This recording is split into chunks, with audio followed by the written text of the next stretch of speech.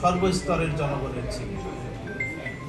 সেই দাবির পরিপ্রেক্ষিতে অন্তর্বর্তীকালীন সরকার একটি সংস্কার কমিশন গঠন করে সুপারিশমালা তৈরি করে।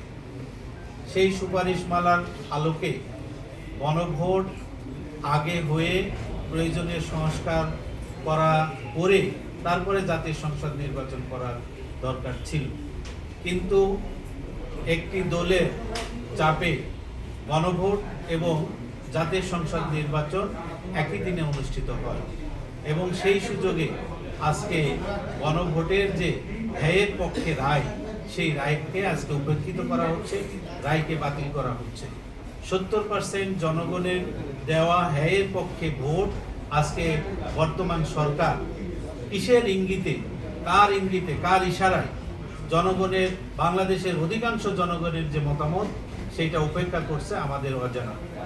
এবং বারবার বিরোধী দলের পক্ষ থেকে সংসদের বাইরে চাপ দেওয়ার পরেও সরকার গণভোটের রায় বাস্তবায়ন করছে না এবং তারা সেই রায় বাতিল করছে। এরই পরিপ্রেক্ষিতে 11 দলীয় যে ঐক্য সারা দেশের বিভাগীয় শহরে যে বিভাগীয় সমাবেশগুলো অনুষ্ঠিত হচ্ছে, তার প্রথম সমাবেশ অনুষ্ঠিত হবে ইনশাল্লাহ আগামী 16 মে রাজশাহীর ঐতিহাসিক মাদ্রাসা মাঠে।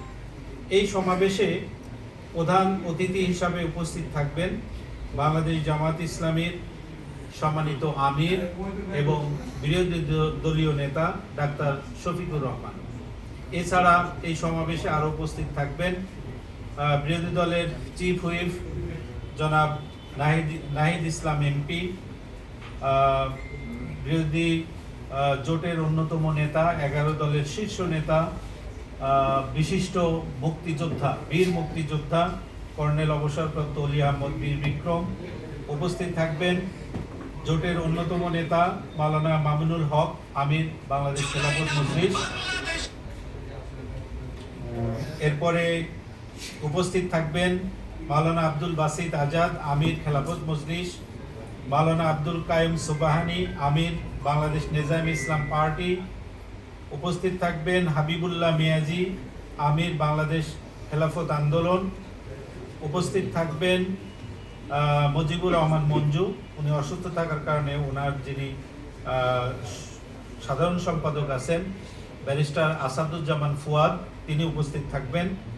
Doctor Mustafizur Rahman Iran, chairman Bangladesh labour party, উপস্থিত থাকবেন। জনাব রাশেদ প্রধান, সহসভাপতি এবং মুখপত্র জাতীয় গণতান্ত্রিক পার্টি জাগপা, এবং advocate A K M Anarul Islam Chan, chairman Bangladesh development party. এছাড়াও কেন্দ্রীয় 11 দলের কেন্দ্রের শীর্ষেও আরও অনেক নেতাই এখানে উপস্থিত থাকবেন। এই সমাবেশে সভাপতিত্ব করবেন এই উত্তর অঞ্চলেরই জনপ্রিয় নেতা, সিরাজগঞ্জ 4 আসন থেকে নির্বাচিত এমপি, বাংলাদেশ জামাত ইসলামী রাজশাহী অঞ্চলের পরিচালক এবং সহকারী সেক্রেটারি জেনারেল জনাব রফিকুল ইসলাম খান। আমরা আশা করি যে আমাদের রাজশাহী বিভাগের 8টি জেলা, 8টি এই জেলা থেকেই 8টি জেলার মধ্যে একটা মহানগরী আছে, বগুড়া শহর আলাদা এখন মহানগরী হতে যাচ্ছে। সব মিলিয়ে সাংগঠনিক আমাদের 10টি শাখা 8টি জেলায়, অন্যান্য দলেরও কারো 10টি আছে, কারোর 8টি আছে। এই 8টি জেলা থেকেই জনস্রোত তৈরি হবে রাজশাহী মহানগরীতে। আমরা আশা করছি যে 2-2.5 লক্ষাধিক মানুষ সেদিন রাজশাহীতে প্রবেশ করবে ইনশাআল্লাহ। তো সমাবেশের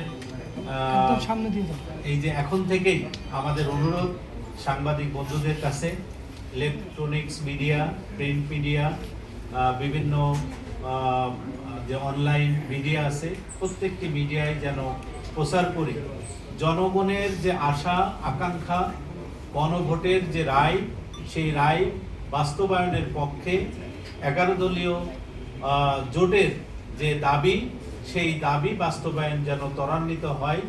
আমি সম্মানিত সকল মিডিয়ার সাংবাদিক বন্ধুদেরকে আমি উদাত্ত আহ্বান জানাচ্ছি এখন থেকে এবং একেবারে পর্যন্ত কি বলে সমাবেশ শেষ হওয়ার পরে সমাবেশের নিউজ পর্যন্ত পরিপূর্ণভাবে সংবাদ পরিবেশনের উদাত্ত আহ্বান জানাচ্ছি। আপনারা জানেন 16ই মে ফারাক্কা দিবস। এই ফারাক্কা কারণে আজকে আমাদের উত্তর অঞ্চল দক্ষিণ অঞ্চল অনেকটাই মরুভূমি হওয়ার উপক্রম হয়েছে। পদ্মার যে ন্যায্য আমাদের যে পানি পাওয়ার কথা চুক্তি হওয়ার পরেও আমরা সেই পানি পাচ্ছি না। এ কারণে পদ্মার ন্যায্য যে হিস্সা পানি সেটা যেন পাই, সে আলোকেও সেদিন কথা হবে এবং আমাদের পক্ষ থেকে একটা বড় চাপ থাকে। সম্মানিত সাংবাদিক বন্ধুগণ, আজকের সমাবেশের এ পর্যায়ে আমাদের সামনে কথা বলবেন সংক্ষিপ্ত আকারে মহানগরী জামাতের সম্মানিত আমির ডক্টর মাওলানা কেরামত আলী এমপি। এরপরে যদি আপনাদের কোনো দু চারটা প্রশ্ন থাকে আমাদের সম্মানিত কেন্দ্রীয় সাংগঠনিক সেক্রেটারি এবং সমাবেশের বাস্তবায়ন কমিটির যিনি আহ্বায়ক অধ্যাপক রফিকুল ইসলাম, তিনি জবাব দেবেন। এখন আপনাদের সামনে সংক্ষিপ্ত কথা বলছেন মহানগরী আমির ডক্টর মাওলানা কেরামত আলী। মূল কথা আমাদের বলে দেওয়া হয়েছে, আমরা আপনাদের সহযোগিতা চাই। সেটা হচ্ছে যে মৌলিক 3টি দাবিতে একটি হচ্ছে গণভোট অনুষ্ঠিত হয়েছে, এই গণভোটের রায় হায়ের পক্ষে, এটা আমাদের বাস্তবায়ন করতে হবে। আর যে সমস্ত কারণে আজকে জনগণের দুর্ভোগ আপনাদের সামনে পরিষ্কার আছে, এ সমস্ত দুর্ভোগ কিভাবে লাঘব করা যায়, এটাকে কমিয়ে আনা যায়, নিশ্চিতভাবে এগুলোকে আমরা দূর করতে পারি, সেই বিষয়েও আমাদের সমাবেশে জাতীয় সমাবেশে বক্তব্য হবে। এবং যেটি বড় সমস্যা আমাদের জন্য, ফারাক্কাবাদের কারণে আমরা যে আজকে এই অঞ্চল এবং দক্ষিণ অঞ্চল সহ মরুভূমিতে পরিণত হচ্ছে এবং একটা ভয়াবহ সংকটের দিকে দেশ যাচ্ছে।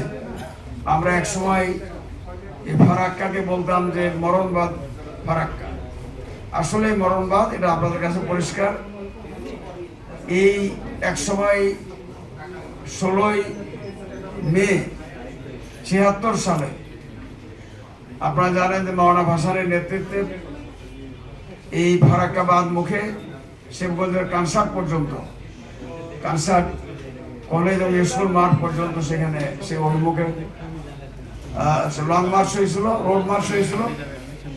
আমরা সেখান থেকে এই দিবসটিকে আমরা আজকে পালন করে আসছি। তো সেই তারিখেই আমাদের এই বিভাগীয় সমাবেশ অনুষ্ঠিত হবে।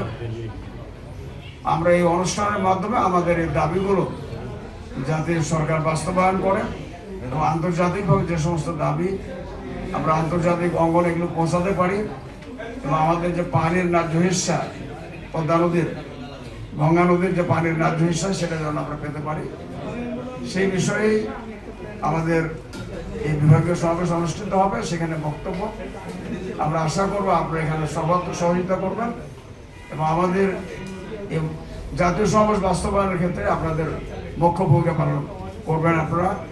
আমরা বস্তুনিষ্ঠ সাংবাদিকতা আপনাদের আমরা দেখতে চাই, পেতে চাই। আপনারা সেইভাবেই আপনাদের বস্তুনিষ্ঠ নিউজ আপনারা পরিবেশন করবেন। আপনাদের সকলকে আমাদের পক্ষ থেকে ধন্যবাদ।